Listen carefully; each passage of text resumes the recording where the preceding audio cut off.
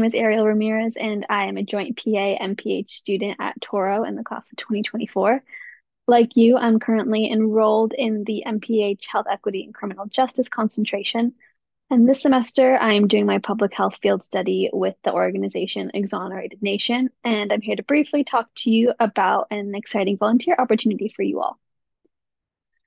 So, to start off, I wanted to provide some definitions of some important terms to be familiar with. So, wrongful conviction is defined as a person convicted for a crime they didn't commit, and when procedural errors have violated a convicted person's rights. Some major factors that contribute to wrongful convictions are official misconduct, mistaken witness identification, perjury or false accusations, and false confessions. In the Socially Just podcast, Obie Anthony, the founder of Exonerated Nation, describes that wrongful conviction can carry a connotation that someone like police or prosecutors have made a mistake, but oftentimes these actions are deliberate. Next, exoneration is defined as when a person who has been convicted of a crime is officially cleared after new evidence of innocence becomes available, and the court has found the person to be factually innocent. The distinction between the language of wrongfully convicted and exonerated is important because it can affect the services that a person has access to.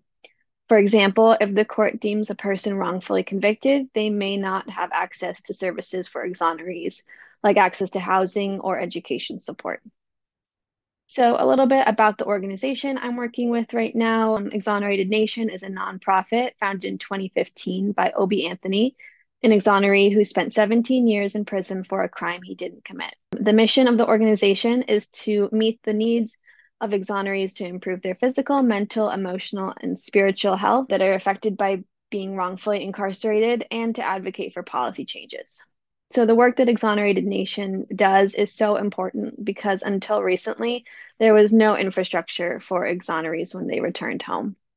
But through the efforts of Exonerated Nation, exonerees are now able to access IDs, transitional services, gate money, housing support for 4 years, and tuition is waived in California at public colleges and universities. Additionally, Exonerated Nation helped pass Assembly Bill 1909 in 2016 that made it a felony in California for a prosecutor to intentionally withhold or modify evidence.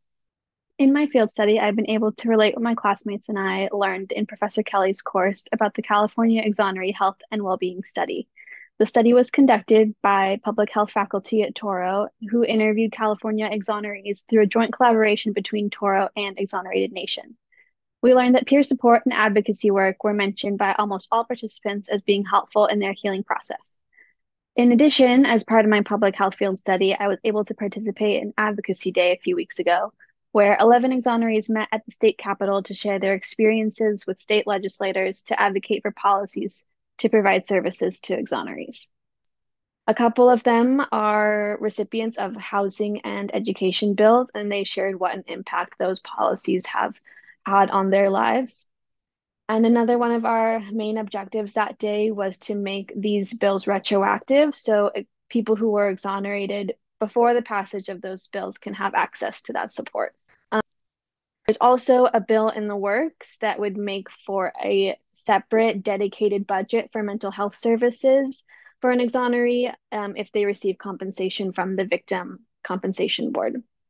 So it was a really incredible experience to be a part of that day, just to hear people's stories and to see the lawmaking process in person. But how can you all get involved with Exonerated Nation? We are having our first hiking event next month, Saturday, April 29th at Muir Woods. It's going to be a hike for exonerees, their families, and allies. And our goals for the event are to provide an opportunity for exonerees to come together for a fun event and to promote the connection between outdoor activity and caring for your mental and physical health. We're also partnering with the African American Tobacco Control Leadership Council to provide education about the dangers of tobacco and the predatory practices of tobacco companies. So we're looking for volunteers to make sure that nobody is left behind. We're expecting about 30 attendees, and we want to make sure that volunteers are spread out throughout the group so that if people want to take breaks or to take the hike slower, or if somebody decides to turn around, that people have somebody to go with.